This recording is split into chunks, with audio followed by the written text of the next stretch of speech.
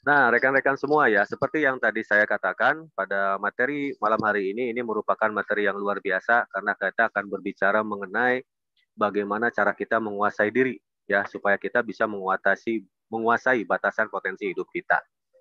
Nah, rekan-rekan, berkaitan dengan diri sendiri, ya tentunya ini merupakan sesuatu yang sangat perlu kita pahami ya. Karena begini, ada istilah seperti yang diutarakan oleh guru besar kita semua ya.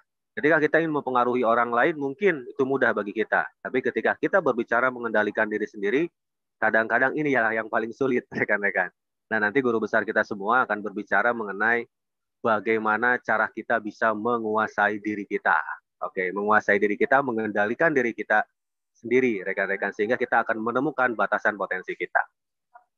Oke, kita coba untuk masuk dulu pada slide selanjutnya. Nah, pada malam hari ini, rekan-rekan, saya akan jelaskan mengenai Simplicia mineral. Ya, mungkin rekan-rekan pernah sebelumnya ya, pada materi sebelumnya rekan-rekan pernah mendengar ini ya atau juga melihat ini rekan-rekan, ini mungkin juga sebagai review ulang untuk mengingatkan kembali kepada rekan-rekan bahwa di GM ini ada 3 simplicia. Yang pertama simplicia nabati, simplicia hewani, dan juga simplicia mineral. Nah, seperti yang kita ketahui rekan-rekan, berbicara simplicia mineral, ya simplicia mineral atau disebut juga sebagai pelikan ya. Jadi simplicia yang berupa bahan pelikan atau mineral yang belum diolah atau telah diolah. Ya, contohnya serbuk seng, tembaga, dan mineral lainnya.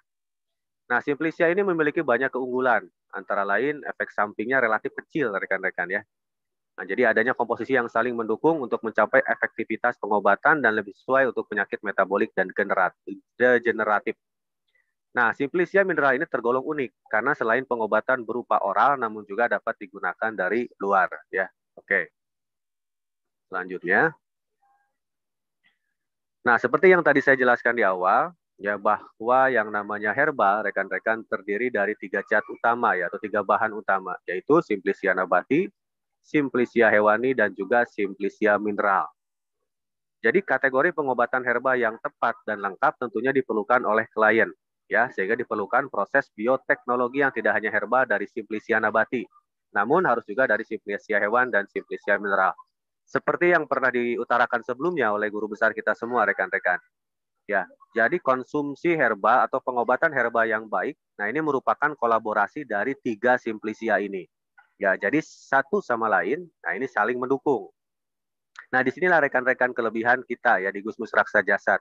Semua herba yang disediakan oleh GMRJ, nah ini merupakan rangkaian sekaligus juga kolaborasi dari herba yang mengandung berbagai macam simplician. Ini luar biasa rekan-rekan ya. Jadi semuanya merupakan kolaborasi dari simplicia nabati, hewani, dan juga mineral.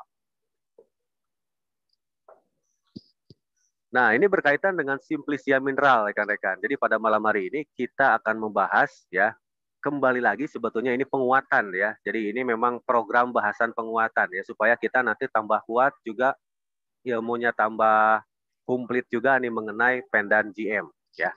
Nah, ini merupakan produk herba di kita yang merupakan bagian dari simplicia mineral. Jadi produk Herba JM merupakan rangkaian produk yang telah melalui uji bioteknologi yang terukur dan dapat dipertanggungjawabkan. Termasuk dalam uji bioteknologi pada Simplicia Mineral. Nah, ini yang terkandung pada produk GM yaitu Pendan GM. Jadi pada malam hari ini kita akan membahas rekan-rekan semua ya Pendan GM. Jadi memang ada kaitannya langsung nanti rekan-rekan ya dengan tema pada malam hari ini, menguasai diri dan menguasai batas. Nah, kaitannya seperti apa? Nanti guru besar kita semua akan menjelaskan lebih rinci. Nah, seperti yang rekan-rekan ketahui ya, nah di sini ya, bahwa batu giok adalah jenis batuan yang tersusun dari mineral jadit, nefrit, serpentin, dan lain-lain rekan-rekan. Ini banyak sekali ya. Nah, mineral penyusun batu giok adalah padatan senyawa kimia homogen anorganik yang berbentuk kristal dan terbentuk secara alami. Jadi memang suatu proses yang alamiah rekan-rekan sehingga terciptalah batu giok. Nah, batu giok yang sekarang ini melekat ya pada Pendan GM rekan-rekan. Nah, dari berbagai batuan giok dan turmalin adalah yang paling efektif. Jadi memang dari berbagai macam batuan giok rekan-rekan, turmalin adalah yang paling efektif. Dan ini ada pada pendan GM. Jadi memang manfaatnya luar biasa rekan-rekan ya. Nah, jadi diantaranya yaitu untuk peningkatan temperatur, suhu kulit di tubuh, percepatan sirkulasi kulit darah, dan juga menunjukkan potensi yang besar sebagai bahan mentah alat kecantikan. Jadi memang digunakan juga untuk meningkatkan aura diri, rekan-rekan ya. Jadi ketika kita menggunakan batu giok, nah ini bisa meningkatkan aura diri sehingga aura kita akan lebih terpancar, gitu rekan-rekan ya. Nah, energi ternyata secara ilmiah dipancarkan oleh batu giok dan disebut sebagai sinar inframerah jauh. Nah, seperti yang kita ketahui rekan-rekan, jadi secara ilmiah ya, jadi energi itu ada dan itu ada di dalam salah satunya ada di dalam batu giok. Batu gioknya seperti apa yang kita pakai pada saat ini rekan-rekan, yaitu pendan GM. Nah, di pendan GM ini mengandung energi. Jadi bukan hanya omongan saja rekan-rekan, tapi memang secara ilmiah itu ada ya. Jadi ketika kita menggunakan pendan GM, ya otomatis rekan-rekan, nah ini bisa meningkatkan energi diri.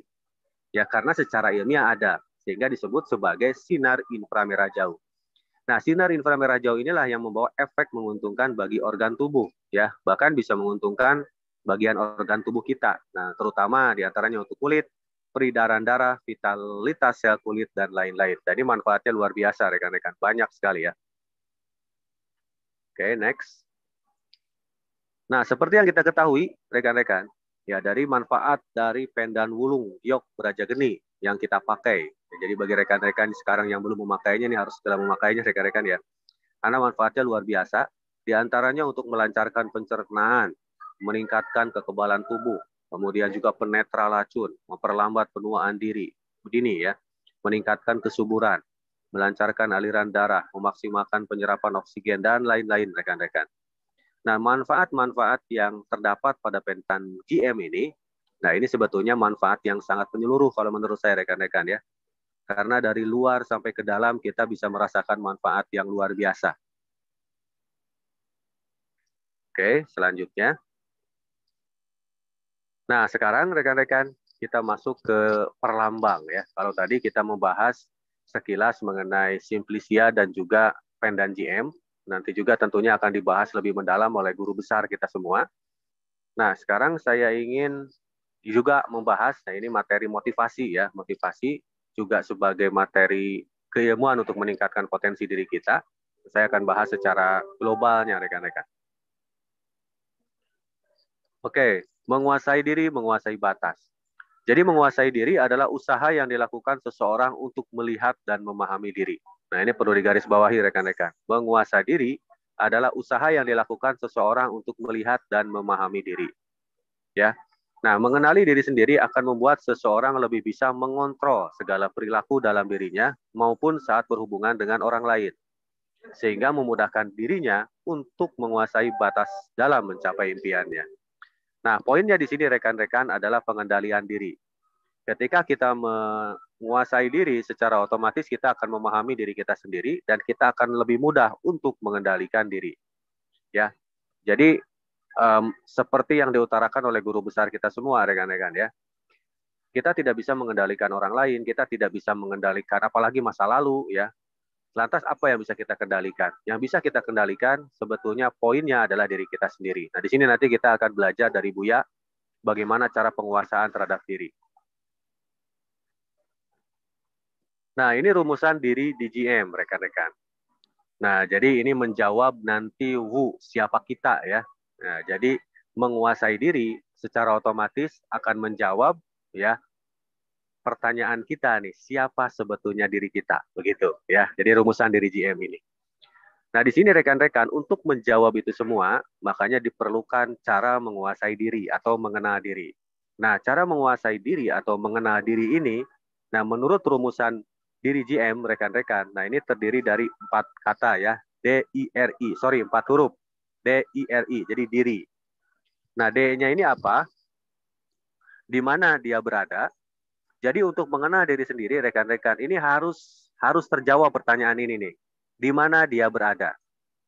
Oke, ya. Jadi bagi rekan-rekan atau kita semua ataupun saya sendiri, rekan-rekan jika belum bisa menjawab di mana saya berada, berarti saya belum menemukan diri saya sendiri, begitu. Ya, belum bisa menguasai diri saya sendiri.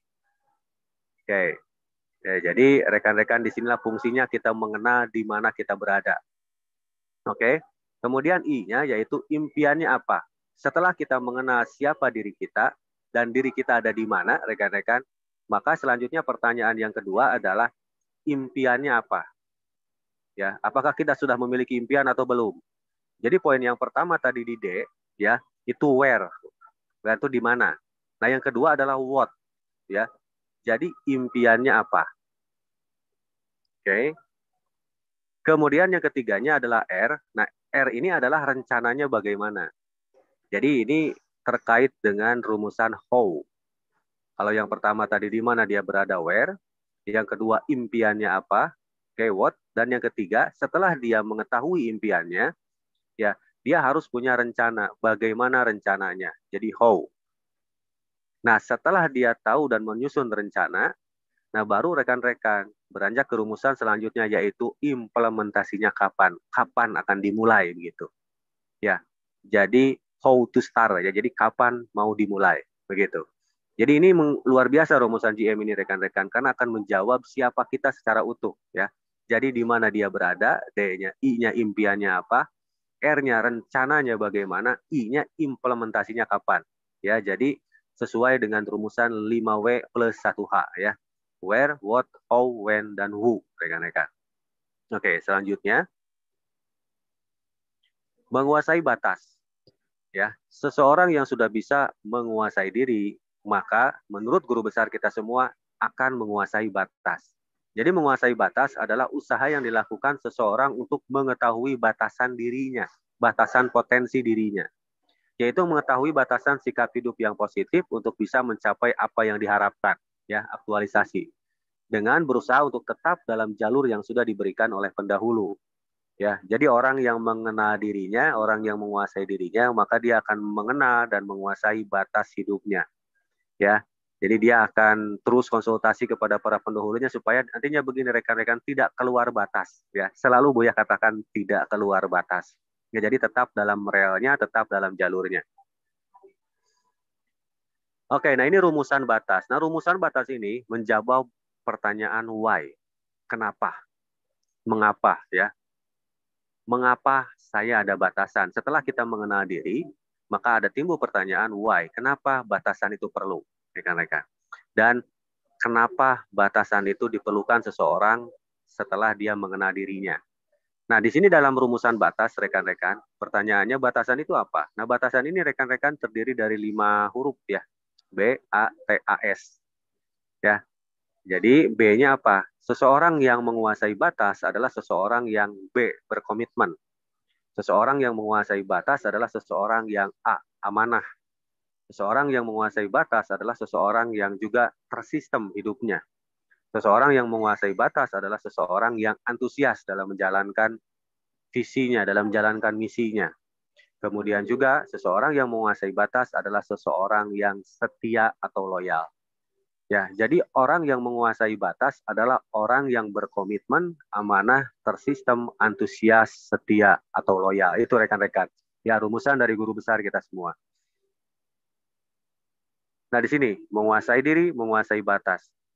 Menguasai diri, menguasai batas. Ketika kita bisa menguasai diri, maka kita bisa menguasai batas hidup kita. Nah, terakhir rekan-rekan, di sini ada quote yang luar biasa dari guru besar kita semua. Hidup adalah cerminan diri. Menguasai diri adalah usaha untuk mengetahui diri. Sehingga kita akan menguasai apa yang menjadi batas tertinggi dari potensi kita. Jadi sekali lagi rekan-rekan, ketika kita menguasai diri, maka kita akan menguasai batasan potensi diri kita. Sehingga kita akan menemukan atau bertemu dengan impian-impian kita. Dan juga yang paling penting adalah selalu yang diingatkan oleh Buya, aktualisasi diri. Oke. Nah, mungkin itu rekan-rekan ya. Ini sebagai gambaran yang ingin saya sampaikan kepada rekan-rekan semua.